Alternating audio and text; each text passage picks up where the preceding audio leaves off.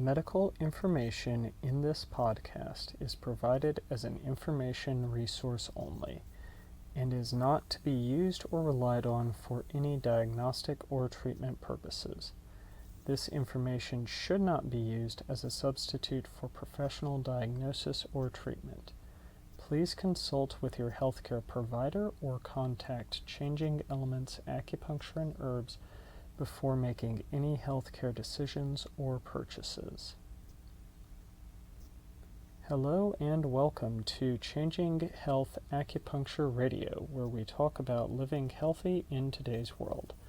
I am honored that you are giving of your time today to learn more about your health and hope that I can provide you with some answers. My name is Eric Jackson and I am a licensed acupuncturist in Texas. I look forward to presenting you with some information over the next 30 minutes or so, which I hope you will find helpful. Before we get into the meat of this talk, I'd like to give you some information about myself. I am the acupuncturist at Changing Elements Acupuncture and Herbs in Denton, Texas, which is just north of Dallas for those of you not familiar with the area. I focus on working with people who suffer from pain, fatigue, and mental stress issues. I've been licensed since 2011 and have been working in Denton for the past year. I grew up in Dallas and received my training in acupuncture at the Texas Health and Science University, or THSU, in Austin, Texas, which was called the Texas College of Traditional Chinese Medicine while I was attending. The school has changed its name after I graduated. As this is the first podcast, I would like to spend some time addressing some questions and clearing up some misconceptions people might have about acupuncture. The first question people seem to have is, what can an acupuncturist do? Many people think that acupuncturists just stick needles into someone to help with pain and that's it. And maybe there's also this thing called qi, which acupuncture works by, and it seems similar to the Force in Star Wars.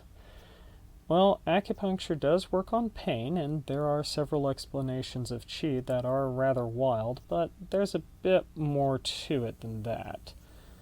To answer the question of what does acupuncture do, or what do acupuncturists do, I need to explain a bit on how acupuncturists are trained. Most acupuncturists do not practice just acupuncture. The requirements for becoming an acupuncturist in the U.S. are fairly rigorous. In terms of raw hours, the training of an acupuncturist is comparable to that of a chiropractor. While there is some variability from state to state, in general, an acupuncturist trained in the U.S. will have a master's degree, and the majority of acupuncturists practice Oriental medicine. This means that although they will be knowledgeable in acupuncture, they'll also have some training in bodywork techniques and a bit of modern medical education so that they can speak with healthcare providers outside of just Oriental medicine. And they also have a herbal supplement training. Now that supplement training, that was at least a quarter of my education, and it covers everything from herbs that can treat the common cold to heart issues. While there are tea and raw forms of these herbs, most acupuncturists prescribe them in a pill form, which are easy to digest and rarely have side effects, and also because the raw herbs have developed a bit of a reputation of not being the best tasting thing out there. Furthermore, acupuncturists will be trained in the use of nutritional supplements beyond simply the Chinese herbs and herbal formulas, so they will be able to make recommendations for supplements which you'd be able to pick up at a health food store, or which you could get through them, as an acupuncturist would have specific suppliers, so they might be able to get something that Whole Foods wouldn't. Because of this, acupuncturists can be quite versatile in what they treat, with many working to help others who have issues beyond just pain. As I stated earlier, I work with pain, but that covers a wide variety of topics. That can be anything from a headache to sciatica to arthritis. I also work with fatigue and mental stress issues. There are many acupuncturists who focus on treating addictions, such as helping to quit smoking, a number who focus on women's health and fertility issues, and even a few who specialize with cosmetic procedures. And there are plenty of generalists as well.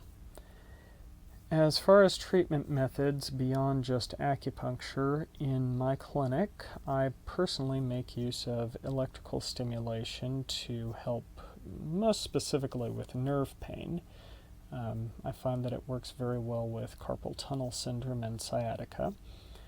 But I also make use of cupping, which helps out sore muscles and things like that. A number of acupuncturists will make use of moxibustion, which, well, that gets a little interesting, where they take a stick of mugwort and heat that up and place that over the body to warm areas of the body. But that is a indirect heat. They're not going to apply that directly to someone. Like all healthcare providers, acupuncturists must take medical boards to be licensed and need to keep up their certification and education on a yearly basis. At the time that I attended THSU, students were typically required to complete 870 clinical hours and see a minimum of 350 patients by the time they graduated. And these requirements are typical for an Oriental medical program in the U.S. So moving on, acupuncturists do have a different take on how the body works. Much like osteopaths, acupuncturists view the body holistically. While a holistic practitioner can treat you simply for a symptom, such as an upset stomach, they are much more curious as to why you may have an upset stomach in the first place and what you and they can do together to make sure that this doesn't happen again. This approach to help is particularly appropriate for chronic cases as well as preventative work, as a holistic practitioner is going to work to strengthen the whole body of the person, and they're not just addressing a singular issue. We want empowered patients who are going to work with us to better their health overall. And so as such, when I work with you, I'm helping to achieve your health goals so you can move on with your life. More specifically, acupuncturists are taught to work with the body through meridians. Now, meridians often get described as lines of energy running up and down the body, but the way I see it is a bit differently. I view meridians as an unrefined view of the many nerves, lymph nodes, and blood vessels in the body. And this is a view I came to after a study of the medical history of the Chinese, who developed their anatomical model of the human body by studying cadavers. While their studies were quite advanced for the time, there were some things they missed, most notably the ancient Chinese view of the spleen and pancreas is a bit unusual and off, but that is accounted for in modern training. That's been corrected. Many acupuncture points are going to be near nerves, blood vessels, lymphatic points, or just the joining points of muscles where 2 or 3 muscles will meet. And so I take my view that meridians are this kind of unrefined view of all these points and geographic locations on the body because of how the Chinese viewed their anatomy. Now, Kresser, who's another acupuncturist, he wrote a wonderful series of articles called Chinese Medicine Demystified, and you can find that online, Chinese Medicine Demystified.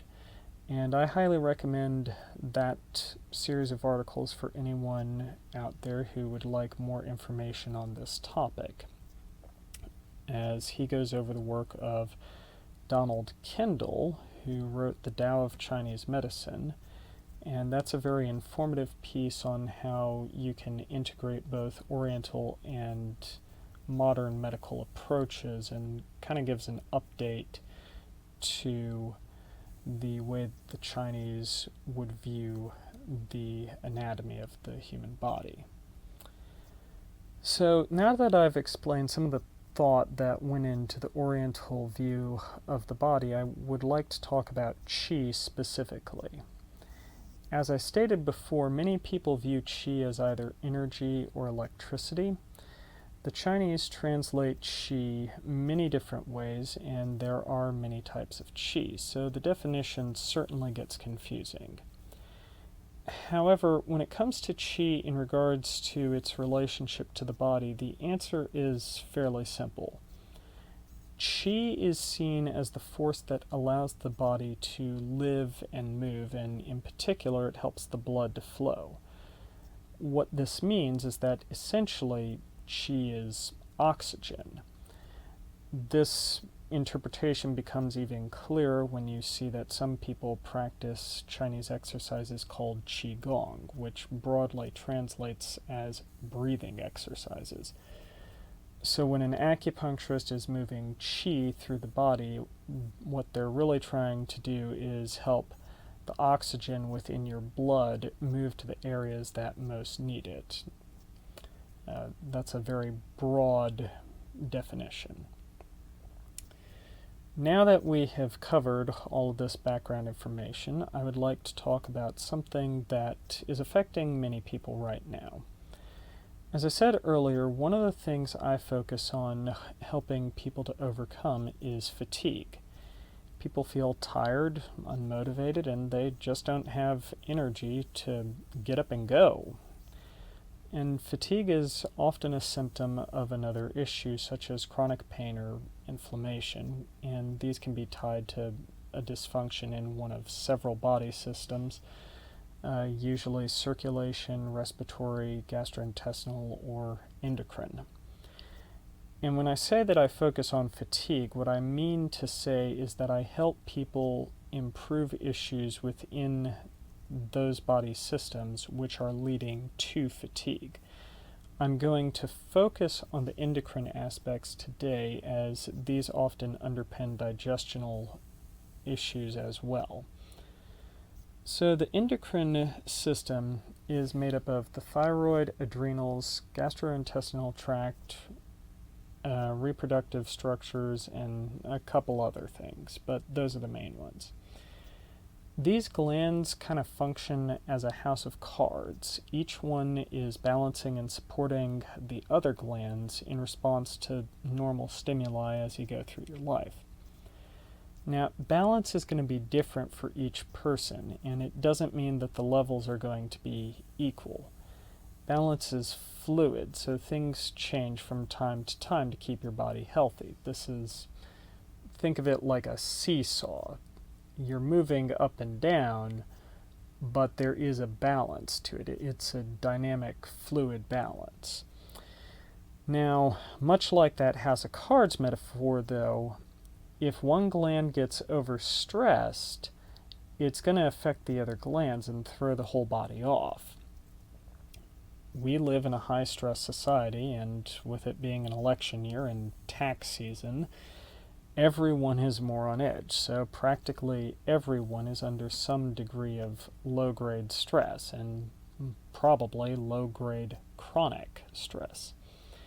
Now, just having a low grade of stress, that's okay. We're meant to be able to cope with this to some degree where we need to have a level of stress in our life. But if there's never any relief, then that's when everything suffers.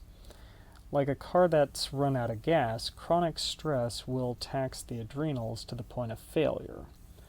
The adrenals produce cortisol in response to stress, and if that cortisol production is never turned off, then you're going to have difficulties with sleep, you're going to gain weight, your immune function's going to go down, and your circulation will become impaired. Now, all that's bad enough on its own, but remember that house of cards. Now that the adrenal card is removed because it's not working so well anymore, the thyroid is probably the next to go. And this is because there are some adrenal hormones that help the conversion of thyroid hormones. And the adrenals can only do so much because they've been overtaxed by pumping out all that cortisol, and that's not been turned off. So now the thyroid is becoming neglected. So low thyroid function, and now you've got this thyroid issue, which is going to mimic some of the symptoms of the adrenal issues, and you got to address the adrenal issue before you can deal with the thyroid issue, or at the very least you're going to have to take both of them on. And so the issue has now compounded. Now, on top of this stress, say someone also has not been eating well, or starts to not eat well because of the stress. Now, this is going to affect the liver and the gastrointestinal tract. Your immune system is located primarily in your gut and is heavily influenced by what you eat. And the poorer the diet, the poorer the immune system, and the more inflammation your body has, well, down goes the entire house of cards. And while that chocolate or ice cream, ice cream is my comfort food of choice, while that's nice, if you have too much of it, it doesn't help in the long run. So now you've got someone who's overweight, fatigued, and eating poorly and feeling terrible. Well, what can I do? What can an acupuncturist do? Well, before I even get into working on physical symptoms, I'm going to want to know a bit more about their life. Chances are they haven't gotten into this state because they have no stress. I mean, heck, that's the reason they're coming to see me in the first place, even if it's not directly. Now, I can't make your boss nicer. I can't stop your family from driving you crazy, but I can point you in the right direction to make your stress more manageable. I can help you to sleep better, and that should help out the fatigue. I can, as per my training, give you herbal and supplement recommendations to recalibrate your body, and I can point you in the direction of some great recipes of food that tastes good and is healthy and shouldn't cause reactions, or at the very least, not if you have enough foods that you're tolerant of. A number of people seem to have this idea that healthy food is bland and tasteless, and well, it doesn't have to be that way. You can, in fact, be healthy if you want to be, and you can cook well if you want to, and those goals are not mutually exclusive. Helping you to feel better starts by understanding where you are in life and what you can control. So one thing is sleep in total darkness, and that will help the quality of your sleep. You can also turn off the TV or the computer half an hour to an hour before you want to sleep. Start reading that book at night instead of watching TV. And there are some mental coping strategies that will also help you to manage stress, and I might be able to point you in the right direction, or there may be a counselor or someone else out there that can help you with that. And you can also eat tasty, healthy food in appropriate amounts, and that will start helping your body to heal. So, if someone were to come into my clinic and ask what I could do to get them feeling energized, I'd be looking at how their digestive system is functioning, and also how well are the kidneys and liver working, and also the thyroid. And after I've got some idea of that, which I'd get a feel for that through just a questionnaire. I don't use blood tests. A number of doctors do. That's outside of my purview, but I can ask questions and kind of get a feel for what's going on. Then, once we've done that, I'd move on to appropriate dietary and supplement advice, and then see what I can do with acupuncture to treat you as a whole and reduce your symptoms. I've used acupuncture alone to treat for insomnia and high blood pressure, and even used it as a bit of a party trick to help a guy avoid a hangover, avoid vomiting when he was drinking too much, but hopefully he didn't have too bad of a hangover. And at this time, I have 2 products in particular on my online store which you can purchase to address adrenal fatigue issues. Although again, I would state it would be a good idea if you checked with me first or with another healthcare provider to see if that's a route that you should go. So before we finish, I'd like to give you a recipe idea, as I've mentioned food a fair bit. I've really been putting effort into improving my cooking for about the past 2 years. Can't let my brother one-up me on it. And I just figured out in the past couple months how to make lasagna. So I was wanting to cook this for my dad. Now, problem is my dad is both gluten and corn intolerant. So trying to find lasagna noodles without corn or gluten is a bit of a losing proposition. But I remembered that some people make their spaghetti noodles out of zucchini, and I've actually done this myself a few times. And thing is, if you're going to make a pasta, what makes a pasta is more the sauce than the noodles, at least in my opinion. The noodles are just kind of the medium for your creation. So I peeled and sliced up some zucchini and made my lasagna noodles out of that, and it worked out pretty well. I probably would cut them a bit thicker and boil them a bit if I were to do it again, but it worked fine with just that one ingredient substitution. And it's things that are just that simple that you can do to improve the health value of your food.